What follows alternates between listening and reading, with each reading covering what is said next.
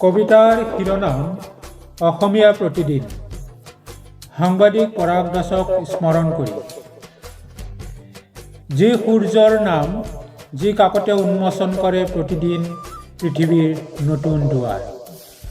য'ত সাংবাদিকৰ কলম কাঢ়ি ল'লেও আঙুলি কাটি কাটি লিখিব পাৰে সংবাদ আৰু লিখিবৰ কাৰণে অংগীকাৰবদ্ধ।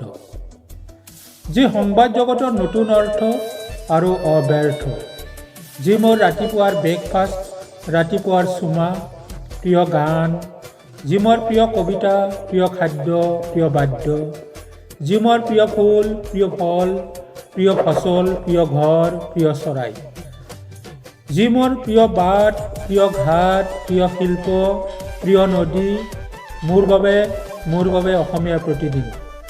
দেওবাৰে সোমবাৰে যেতিয়া হাত ধৰি ওলাই আহে প্ৰতিদিনৰ, মোৰ এনে লাগে যেন কোনোবা তৰাৰ দেশৰ নিবিড় চিনাকি ভিন্ন ফুলেৰে সজা বিমল প্ৰাণৰ মনোৰমৰ প্ৰজ্ঞা আৰু বিনোদনৰ পৃথিৱী।